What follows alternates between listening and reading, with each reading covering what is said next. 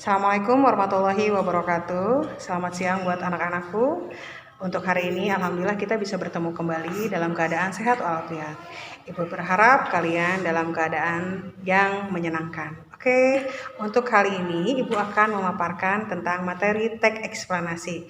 Untuk lebih jelasnya, mari saksikan materi teks eksplanasi.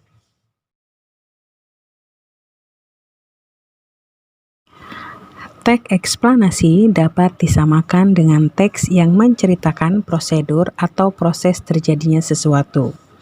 Dengan teks tersebut, pembaca dapat memperoleh pemahaman mengenai latar belakang terjadinya sesuatu secara jelas dan logis. Teks eksplanasi menggunakan banyak fakta dan pernyataan-pernyataan yang memiliki hubungan sebab akibat atau yang disebut dengan kausalitas. Namun, sebab-sebab ataupun akibat-akibat itu berupa sekumpulan fakta menurut penulisnya. Teks eksplanasi juga memiliki struktur baku, sebagaimana halnya jenis teks lainnya. Sesuai dengan karakteristik umum dari isinya, teks eksplanasi dibentuk oleh bagian-bagian berikut.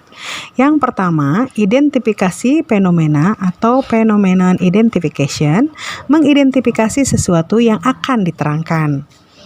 Yang kedua, penggambaran rangkaian kejadian atau explanation sequence, memerinci proses kejadian yang relevan dengan fenomena yang diterangkan sebagai pertanyaan atau bagaimana atau juga mengapa. Yang ketiga yaitu ulasan yang disebut dengan review, berupa komentar atau penilaian tentang konsekuensi atas kejadian yang dipaparkan sebelumnya. Kaidah kebahasaan teks eksplanasi antara lain sebagai berikut. Banyak menggunakan kata yang bermakna denotatif atau makna sebenarnya. Banyak menggunakan konjungsi kausalitas ataupun kronologis. Banyak menggunakan keterangan waktu pada kalimat-kalimatnya. Banyak menggunakan kata ganti benda, baik konkret ataupun abstrak, seperti demonstrasi, banjir, gerhana, embrio, kesenian daerah, dan bukan kata ganti orang seperti ia, dia, dan mereka. Oleh karena itu, objek yang dijelaskan itu berupa fenomena, tidak berbentuk personal atau non-human participation. Banyak menggunakan kata kerja pasif seperti kata terlihat, terbagi, terwujud, terakhir, dimulai, ditimbun, dan dilahirkan.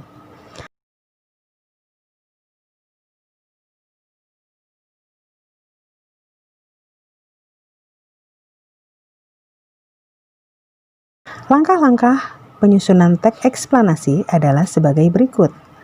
Menentukan satu fenomena peristiwa alam atau sosial budaya, misalnya peristiwa alam gempa bumi. Yang kedua, membuat daftar topik-topik yang dapat dikembangkan menjadi teks eksplanasi. Yang ketiga, menyusun kerangka teks, yakni dengan menomori topik-topik itu sesuai dengan struktur baku dari teks eksplanasi, yang paragraf-paragrafnya dapat disusun secara kausalitas atau kronologis. D. Pengumpulan data, dan E. Mengembangkan kerangka yang telah disusun menjadi teks eksplanasi yang lengkap dan utuh dengan memperhatikan struktur bakunya, identifikasi fenomena sosial, proses kejadian, dan ulasan-ulasan.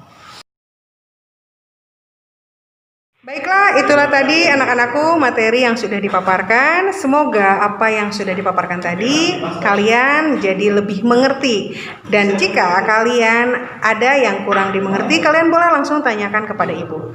Dan untuk hari ini cukup sekian materi yang sudah disampaikan. Mudah-mudahan bermanfaat. Menurut orang-orang bijak bahwa yang namanya ilmu itu bukan dihafal, tetapi ilmu itu yang bermanfaat. Mudah-mudahan apa yang ibu sampaikan hari ini bermanfaat buat kalian. Oke, assalamualaikum warahmatullahi wabarakatuh. Tetap semangat.